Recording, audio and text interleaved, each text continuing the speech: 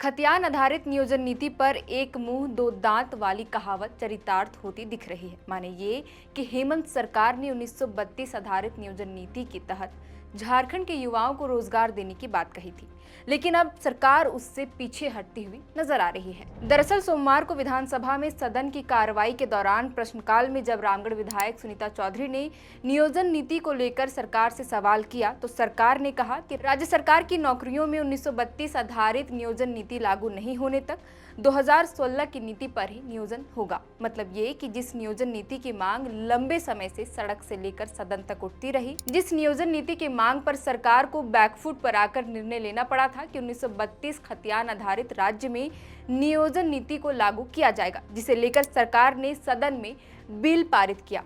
अब लगता है कि महज कागजी वादा था, क्योंकि सरकार ने खुद इस बात को स्वीकारा है कि झारखंड में 2016 की नियोजन नीति के आधार पर ही अभी नियुक्तियां की जाएगी। बता दें कि विधायक के सवाल के जवाब में राज्य सरकार की ओर से बताया गया कि झारखंड कर्मचारी आयोग कुल 47,139 और जेपीएससी 1600 पदों पर नियुक्ति की कार्यवाही कर रही है।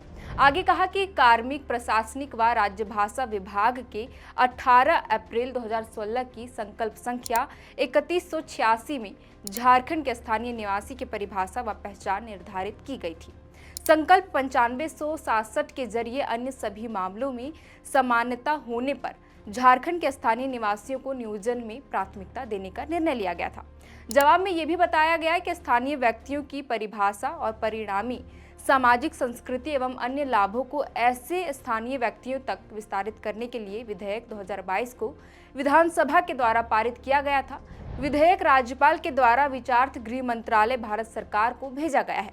बहरहाल 2016 की नियोजन नीति के तहत झारखंडी और गैर झारखंडियों को 50-50% तक आरक्षण के तहत नौकरी दी जाती है। माने ये कि 50% झारखंडियों के लिए आरक्षित पद होते हैं, तो वहीं 50% गैर झारखंडियों के लिए। बता दें कि साल 2022 में 1932 खतियान आधारित नियोजन नीति लागू करने के लिए हेमंत सरकार ने 2016 की नियोजन नीति को आधार बनाते हुए 60-40 का फॉर्मूला लागू किया था, जिसमें 60% पद झारखंड के एसटी, एससी, ओबीसी, ईडब्ल्यूएस वालों के लिए आरक्षित किया था, वहीं 40% पद बाहरियों के लिए। वहीं हम हाल के दिनों में हुई नियुक्तियों पर नजर डालें तो यह दिखाई पड़ता है कि झारखंडियों से अधिक नियुक्तियां गैर झारखंडियों को दी गई है। दरअसल बीते 23 जुलाई को सीएम हेमंत सोरेन ने नगर विकास विभाग के विभिन्न पदों पर नियुक्ति पत्र बांटा था। एक विभाग ऐसा था जिसमें 28 में से झारखंड के युवाओं को 11 पदों पर ही नौकरी दी गई। बाकी बचे 17 पदों पर अन्य राज्यों के युवाओं को हेमंत सोरेन ने नियुक्ति पत्र सौंपा था, जिसे लेकर विवाद भी हुआ, लेकिन इस पर सरकार की ओर से किसी तरह की प्रतिक्रिया सामने नहीं आई। बहरहाल झारखंड में लंबे समय तक 1932 खतियान आधारित नियोजन नीति की मांग चलती आ रही है। इसे लेकर समय समय पर झारखंड के मूलवासी व स्थानीय लोग आंदोलन भी करते आए हैं।